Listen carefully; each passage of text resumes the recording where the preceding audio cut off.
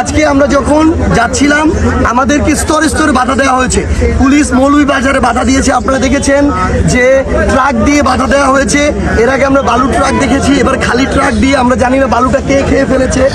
এখন এরপরে আমরা আসলাম এইখানে হবিগঞ্জে, আমরা ঢুকেছি মাত্র, এইখানে লাশবাহী গাড়ি দিয়ে বাধা। আমরা প্রায় 2 ঘন্টা ধরে এখানে আছি। তারা আমাদের সহযোগিতা চেয়েছে। আমরা বলেছি হবিগঞ্জ, এই হবিগঞ্জ আমাদের সবার।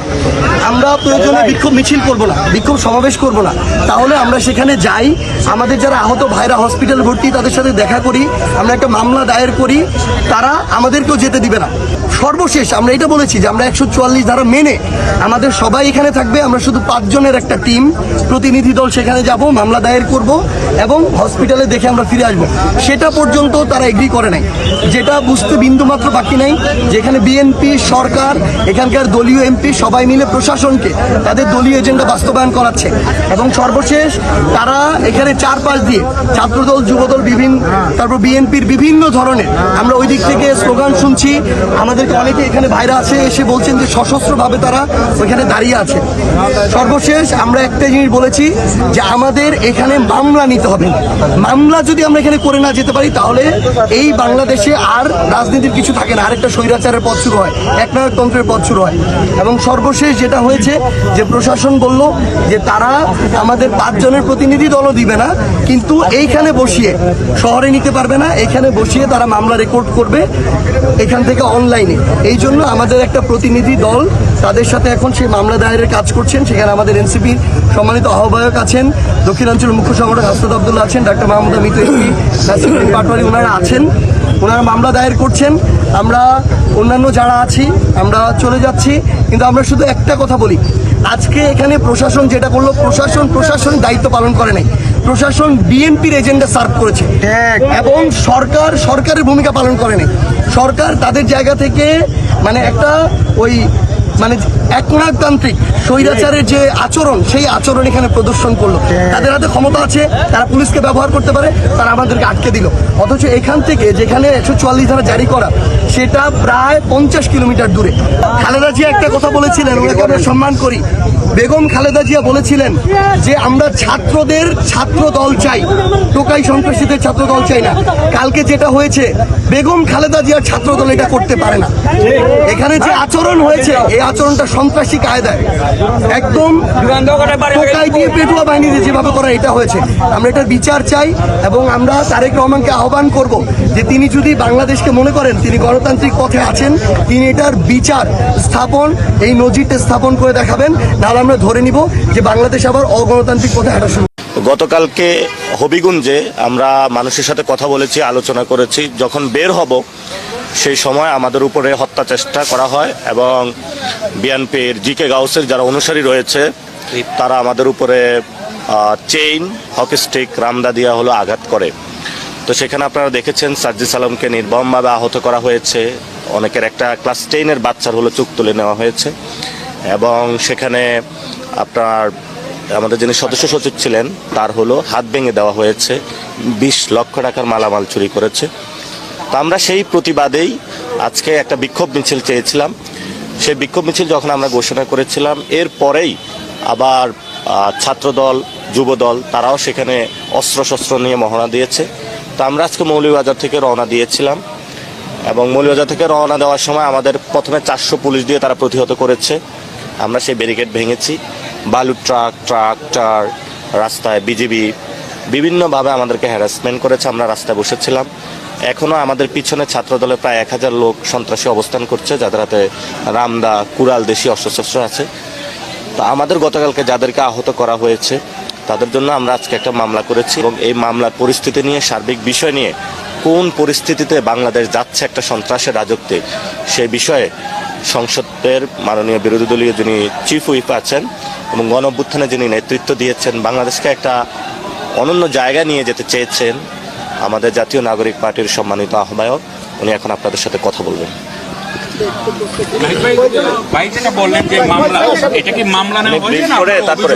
আমরা ব্রিফটা শেষ হোক, তারপরে কোয়েশ্চেন নেব।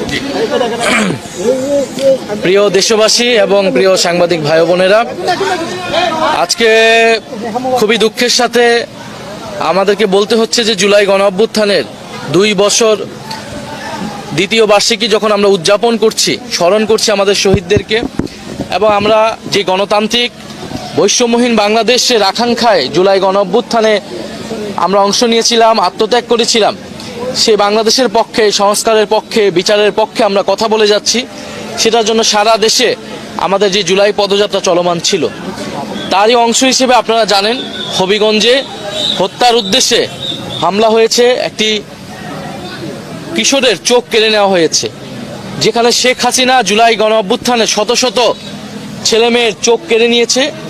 এই সরকার, তারেক রহমানের সরকার এসে 5 মাসের মাথায় একজন কিশোরের চোখ কেড়ে নিলেন। আমরা বুঝতে পারছি এই সরকার পুরনো পথেই, স্বৈরাচারের পথেই হাঁটছে। অগণতান্ত্রিকভাবে তারা ক্ষমতায় থেকে দেশকে নৈরাজ্যের দিকে নিয়ে যাচ্ছে। তারা গণভোটের গণরায় মানে নাই, তারা স্বাধীন পুলিশ কমিশন করে নাই, অর্থাৎ তারা সন্ত্রাস নির্ভর তারা একই রাষ্ট্র তৈরি করতে চাচ্ছে, যেটা আগে ছিল সেটাকেই তারা অব্যাহত রাখছে। এবং যিনি স্থানীয় এমপি, যিনি একজন হুইপ, তিনি যেখানে দলকে নিয়ন্ত্রণ করার কথা, তিনি নিজেই সন্ত্রাসী পালছেন, এবং তার অনুসারীরা এখানে দিবালোকে এবং সন্ধ্যার সময় সকলের সামনে স্পষ্টভাবে হামলা করেছে। এখন হামলা হয়েছে, আমরা এখন পর্যন্ত কেউ গ্রেফতার দেখিনি, কারণ পুলিশ বলছে মামলা হয়নি। ফলে মামলা করার জন্য আমাদের বিক্ষোভ মিছিলকে কিন্তু আমরা স্থগিত করেছি, যেহেতু 144 ধারা এবং পুলিশ অনুরোধ করেছে আমাদেরকে। আমরা মামলার জন্য আসতে দিয়েছি, তারা মামলার জন্য আমাদেরকে প্রথমে আসতে দেয়নি, বাধা দিয়েছে কয়েক দফায়। আমাদের মাহমুদা মিতু, ওনার গায়ে হাত তুলেছে পুলিশ, এবং কিন্তু আমরা বলেছি মামলা না নিয়ে আমরা মাঠ ছাড়বো না, আমরা হবিগঞ্জ ছাড়বো না। হবিগঞ্জের মাটিতে প্রয়োজন আমাদের লাশ পড়ে থাকবে, কিন্তু আমরা মামলা হওয়া পর্যন্ত অপেক্ষা করব। এবং একটা পর্যায়ে পুলিশ মামলা করতে আমাদেরকে এই ক্যাম্পে নিয়ে এসেছে। আমরা অভিযোগ দায়ের করেছি, তারা 2 ঘন্টার মধ্যে, রাতের মধ্যে বলেছে মামলার কোর্ট দিবে। এবং আপনারা দেখতেছেন, আশেপাশে শুনতেছেন যে সন্ত্রাসী বাহিনী, যে স্থানীয় এমপির এবং বিএনপির সন্ত্রাসী বাহিনীরা তারা কিভাবে আতঙ্ক তৈরি করার চেষ্টা করছে। আপনি দেখেন গত 16 বছর তাদের এই উলম্ফন কোথায় ছিল। যখন বালুর ট্রাক দিয়ে বেগম খালেদা জিয়ার বাসা ভবন আটকে রাখা হয়েছিল, আজকে তারা সেই ট্রাক বসিয়েছে, তো তাদের হিম্মত হয়নি তখন সেই ট্রাক সরানোর। গত 16 বছর তাদের হিম্মত কতটুকু বাংলাদেশের জনগণ কিন্তু দেখেছে। সাধারণ মানুষ যদি গণ অভ্যুত্থানে নেমে না আসতো, ছাত্ররা নেমে না আসতো, এই গণ অভ্যুত্থান সফল হতো না। আপনি যদি বলেন এখানে মিথ্যা প্রোপাগান্ডা ছড়ানো হচ্ছে যে নাসিরউদ্দিন পাটোয়ারি কটূক্তি করেছে, এটা বলেছে, সেটা বলেছে, নাসিরউদ্দিন পাটোয়ারি অথবা আমাদের দলের যে কেউ যদি প্রচলিত আইন বিরোধী, আইন লঙ্ঘন করে কোনো বক্তব্য দেয়, আইন অনুযায়ী তার ব্যবস্থা হবে, আইন অনুযায়ী সেটা ব্যবস্থা নেওয়া হবে। তিনি যদি রাজনৈতিক মূল্যবোধ বিরোধী কোনো বক্তব্য দেন, সেটার বিচার জনগণ করবে, ভোটে জনগণ রায় দেবে, জনগণ সেটা বিচার করবে। কিন্তু ছাত্র দলের বা বিএনপির বা কোনো সন্ত্রাসিত সেটা বিচার করার কোনো এখতিয়ার নাই, কিন্তু তারা সেটা করছে। আর যদি কটূক্তির কথা বলেন, যে এক্স প্রেসিডেন্ট, যে ফ্যাসিস্ট চুপ্পু, তিনি বর্তমান প্রধানমন্ত্রী তারেক রহমানকে নিয়ে কটূক্তি করেছেন, জিয়াউর রহমানকে নিয়ে কটূক্তি করেছেন, খালেদা জিয়াকে নিয়ে কটূক্তি করেছেন। তাদের যদি হিম্মত থাকে, তাদের যদি শরীরে পোষণ থাকে, তাহলে তারা যে সেই এক্স চুপ্পুর বিরুদ্ধে কথা বলুক, চুপ্পুকে গ্রেফতার করুক, সেই হিম্মত কিন্তু এই সরকারের নাই। তাহলে তারা কতিপয় যুবক, যারা আমরা গণ অভ্যুত্থানে ছিলাম, যারা আমরা নতুন রাজনৈতিক দল করেছি, যারা আমরা গণতান্ত্রিক রাষ্ট্র বিনির্মাণের জন্য এখনো কাজ করে যাচ্ছি, এই সন্ত্রাসের বিরুদ্ধে তো আমাদের লড়াই ছিল। এটার জন্যই তো আমরা দেশের গণতান্ত্রিক সংস্কার চেয়েছেন, যাতে পুলিশ স্বাধীনভাবে কাজ করবে, বিচার স্বাধীনভাবে কাজ করবে। তো আজকে যেটা হলো, পুরা জিকে গৌস উনি যে সন্ত্রাসী ছিলেন বা সন্ত্রাস পালেন, সন্ত্রাসীদেরকে আশ্রয় দেন, এটা হবিগঞ্জের মানুষ জানতো এতদিন। গতকাল এটা পুরো বাংলাদেশ জেনেছে এবং আজকে এটা পুরো পৃথিবী জেনেছে। ফলে এই সরকার কিভাবে বিরোধী দলের সাথে ট্রিটমেন্ট করে, অপোজিশনকে মত প্রকাশের অধিকার যেখানে সংকুচিত হয়ে যাচ্ছে, এটা আজকে প্রতীয়মান হচ্ছে। আমরা পুলিশকে বলবো, এখানে এসপি ছিলেন, আমরা বলবো যে পুলিশ যদি তার নিরপেক্ষতা প্রমাণ করতে চায়, ধরে রাখতে চায়, পুলিশের যেই শেখ হাসিনার সময় যে দলীয়করণ, সেখান থেকে তাদের ইমেজ যদি উদ্ধার করতে চায়, তাহলে অবশ্যই এই ঘটনার যথাযথ বিচার হতে হবে, দ্রুত সময়ের মধ্যে, আজকে রাতের মধ্যে গ্রেফতার করতে হবে। আসামিদের কোনোভাবে যেতে পালিয়ে যেতে না পারে, গ্রেফতার করে তাদের বিচার হলে আমরা তাও ধরবো যে কিছু পরিমাণ হইলেও এখানে এখনো ন্যায় বিচার আছে। আর না হলে আমরা ধরে নিব যে এটা আবারও একটা মাফিয়া, একটা স্বৈরতান্ত্রিক রাষ্ট্রে পরিণত হয়েছে।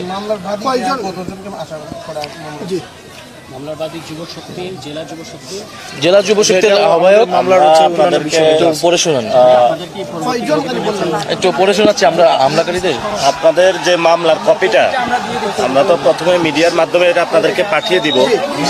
তারপরও আপনাদেরকে আমি বলি যে মামলার বাদী হলেন তন্ময় তাহের রুবেল, আহ্বায়ক জেলা যুব শক্তি হবিগঞ্জে। সাক্ষী হিসাবে আছেন মাহবুবুল বাড়ি চৌধুরী মুবিন, যিনি আমাদের ওইখানে পৌর মেয়র প্রার্থী, সদস্য সচিব জেলা এনসিপি যার হাত ভেঙে দেওয়া হয়েছে, নাহিদউদ্দিন তারেক কেন্দ্রীয় সংগঠক এনসিপি, নূরে আলম চৌধুরী আহ্বায়ক জাতীয় ছাত্র শক্তি। এবং হবিগঞ্জের আমরা 11 জনের যারা একদম ভিডিওতে ছিল তাদের নাম উল্লেখ করেছি এবং আরো 100 অজ্ঞাত উল্লেখ করেছি, কারণ সেখানে অনেকেই পরবর্তীতে হসপিটালে যাওয়ার সময় হামলায় অংশ নিয়েছিল। বুঝি নাই 11 জনের নাম। এটা যখন আজকে আমরা অভিযোগটা দায়ের করেছি, এটা ভিডিও ফুটেজে বিশ্লেষণ করা হবে। তো পুলিশ যেটা হলো ওইখানে বিশ্লেষণ করে যখন মামলার কোডটা পাবো, এটা কোন অনুযায়ী সাজানো হয়েছে সেটা এখানে আমরা বলেছি। এটা যারা এখানে আছে সবাই জিকে গাউসের অনুসারী, এবং এখানে যিনি প্রধান মামলার আসামি তিনি হলেন রাজীব আহমেদ রঙ্গন, জেলা ছাত্র দলের উনি সভাপতি। দ্বিতীয়ত যিনি আছেন আরিফুজ্জামান রিয়াদ, উনি বৃন্দাবন কলেজের সেক্রেটারি ছাত্র দলের। আমরা এখানে এটা উল্লেখ করেছি প্রায় আমাদের ক্যামেরা ল্যাপটপ থেকে 20 লক্ষ টাকার যন্ত্রপাতি তারা নিয়ে গেছে। 5 লক্ষ টাকা নগদ গাড়িতে ছিল। 50 লাখ টাকার একটা গাড়ি ভাঙচুর চালিয়ে দিয়েছে, যেটা ঠিক করতে হবে। এটা ঠিক করলে আমরা কিছু স্ক্র্যাচ করে দিছি ওরা। আর সেখানে যেভাবে উড়ে উড়ে তারা এসে সন্ত্রাসী হামলা করছে, এগুলো পুরো বাংলাদেশের মানুষ প্রত্যক্ষ করেছে, ভিডিও আছে। আমরা দেখব তারেক রহমানের আসলে বাংলাদেশে বিচার প্রতিষ্ঠার সেই সদিচ্ছাটা আছে কিনা। এটা একটা টেস্ট কেস, সেই টেস্ট কেসে তারেক রহমান আশা করি যে পাস করবেন। আমাদের আজকে আমরা বলেছিলাম যে হবিগঞ্জে আমরা হলো মামলা করব, আমরা হবিগঞ্জে মামলা করব। আমরা হবিগঞ্জে এসেছি, মামলা করেছি। ওইদিকে ছাত্রদল যুবদল বিজয় উল্লাস করছে। 144 দ্বারা যেটা, এটা সরকার হলে প্রশাসনকে নিজেদের দলীয় স্বার্থে ব্যবহার করলো। আমরা সরকারের কাছে জানাবো যদি 144 দ্বারা জারি হয় তাহলে ছাত্রদল যুবদল কিভাবে বিজয় উল্লাস মিছিল করে। তাহলে আমরা 144 দ্বারা যেখানে জারি হয়েছে সেখানেও আমাদেরকে যাইতে দেয় নাই। পুলিশ এখানে আমাদেরকে আটকে রেখেছে, চারদিকে পাহাড়, আর চারদিকে আমাদের সন্ত্রাসীরা অস্ত্র নিয়ে আমাদেরকে ঘেরাও করে রাখছে। আমরা এখানে মামলাটা অভিযোগ দায়ের করেছি, উনি বলছে রাতের মধ্যে আমাদেরকে জিআর কোডটা দিবে। সো আমাদের কিন্তু কর্মসূচি আগেই বলেছে যে ঠিক আছে, আমরা কর্মসূচি যেহেতু 144 দ্বারা জারি হয়েছে, কর্মসূচি আমাদের বিক্ষোভ মিছিল স্থগিত, তাহলে আমরা ওইখানে গিয়ে মামলাটা করব। ফলত আজকে মামলাটা করা হয়েছে, আজকের মতো এতটুকুই। আমরা ইনশাআল্লাহ পরবর্তীতে এখানে আমাদের আহত যারা হয়েছে তাদের বিচার, ক্ষতিপূরণ এবং বিচার না হওয়া পর্যন্ত যেসব সন্ত্রাসীদের আমাদের আন্দোলন জারি থাকবে। নেক্সট কর্মসূচি ইনশাআল্লাহ আমরা জানাবো। আজকে আসলে বাংলাদেশে দেখা যাবে মানে সন্ত্রাসের নির্ভর একটা বিএনপি রাজনীতির দিকে যাচ্ছে, এবং আমরা যদি সন্ত্রাসী যারা তাদের যদি বিচার হয় তাহলে বুঝবো বাংলাদেশে বিচার আছে, আইনি শাসন আছে, না হলে নেই। ওইখানে 11 জনের নাম লেখা আছে, আর ভিডিওতে তো আরো আছেই, অজ্ঞাত 100 আছে। অনেক জল্পনা কল্পনা, অনেক আন্দোলন, অনেক কিছু জলঘোলা করার পরে অবশেষে এনসিপি হবিগঞ্জ কাণ্ডের মানে ব্যাপারে মামলা করতে পারল। তারা অবশেষে আজকে রাতে মামলা করেছে। এই ব্যাপারটা বেশ গুরুত্বপূর্ণ যে সরকারি দলের বিরুদ্ধে মামলা করা যায়। এখানে বিএনপি সরকারকে একটা ধন্যবাদ দিতেই হবে। এখন দেখার বিষয় যে এই মামলাটা কত দূর গড়ায়। এই মামলা যখন বিএনপির মানে নেতাদের, ছাত্রদলের যুবদলের নেতাদের বিরুদ্ধে এনসিপি করতে পারলো, তখন অনেক প্রশ্ন সামনে আসছে। ঠিক 5-6 মাস আগে এটা কি সম্ভব ছিল?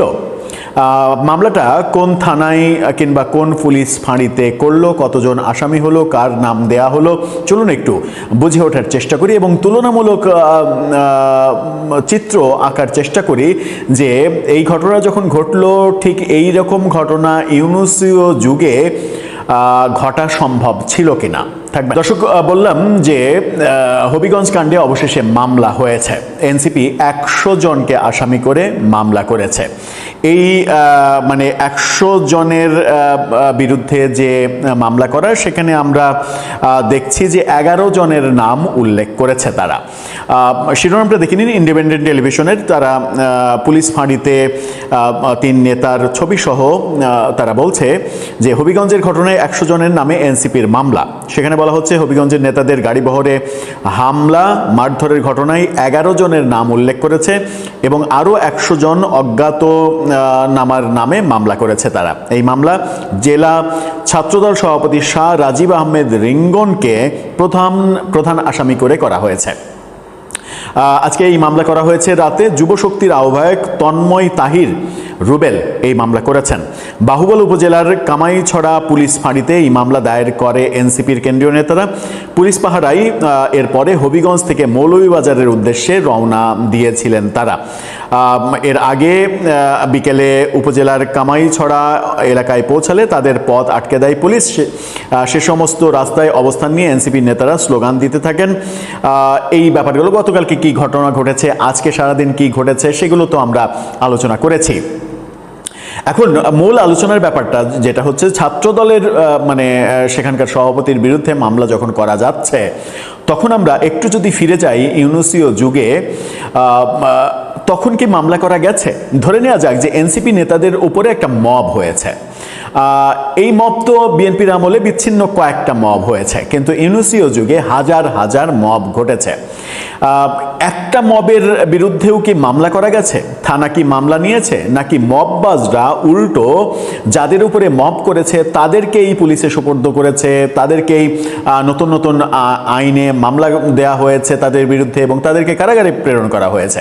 এমনকি সংবিধান নিয়ে আলোচনা অনুষ্ঠান রিপোর্টার্স ইউনিটির মতো একটা নিরাপদ জায়গায়, যেখানে অনুষ্ঠান করতে হলে সরকার আগে থেকেই জানে, অনুমতি নিয়ে অনুষ্ঠান করতে হয়, সেই অনুমতি নিয়ে অনুষ্ঠান করা সংবিধান নিয়ে আলোচনা অনুষ্ঠানে মব হলো এবং মব যারা করলো তাদের কিছুই হলো না।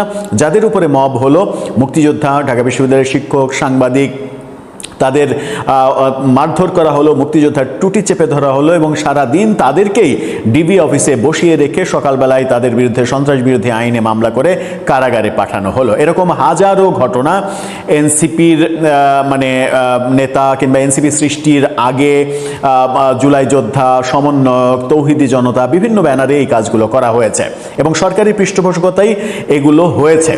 মববাজরা থানায় গিয়ে প্রকাশ্যে পুলিশকে হুমকি দিচ্ছে, এরা থানা জ্বালিয়ে দিয়েছে, পুলিশ পুড়িয়ে মেরেছে। এত বড় সাহস পুলিশ কোত্থেকে পায় যে তাদের ছেলেকে ধরে আনে?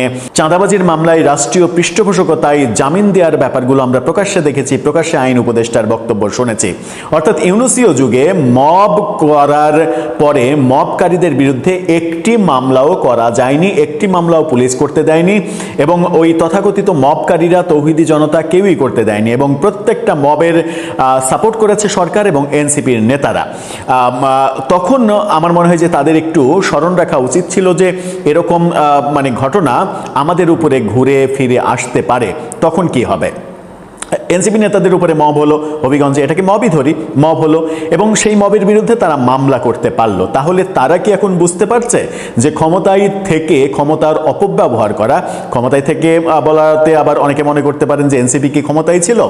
অস্বীকার করার কি উপায় আছে যে ডক্টর ইউনূস ক্ষমতায় মানেই এনসিপি ক্ষমতায় ছিল? কারণ এনসিপির নেতারা 3 জন, মানে 2 জন নেতা তো সরাসরি, আর একজন তো মানে পরোক্ষভাবে তারা সরকারে ছিলেন। এনসিপিকে পৃষ্ঠপোষকতা দিয়ে তৈরি করা হয়েছে এবং তাদের সমস্ত কর্মকাণ্ডকে বৈধতা দেওয়া হয়েছে, ব্যাপারগুলো দেখেছি। সুতরাং আমার মনে হয় যে প্রত্যেকেরই চলমান ব্যবহার, কার্যক্রম, কর্মকাণ্ড সেগুলোর সময় মনে রাখা উচিত যে আজকে আমি যেটা করছি আগামীকালকে সেটা আমার দিকে ঘুরে ফিরে আসলে তখন আমি কি করব। আজকে মামলা করতে পারা এটা একটা বড় ঘটনা। এখন দেখার বিষয় যে পুলিশ এটাকে কিভাবে হ্যান্ডেল করে, ছাত্রদলের নেতাকর্মীদের তারা গ্রেপ্তার করে কিনা, এই ব্যাপারে কোনো পদক্ষেপ নেওয়া হয় কিনা। আর যদি নেওয়া হয় তাহলে তো প্রশ্ন আসবে যে ইউনুসীয় যুগে যে হাজার হাজার মব হয়েছে সেই মবগুলোর মামলা হবে কিনা, কারণ ফৌজদারি অপরাধ কখনো তামাদি হয়ে যায় না। দর্শক, আপনার মতামত জানিয়ে লিখতে পারেন আমাদের কমেন্ট।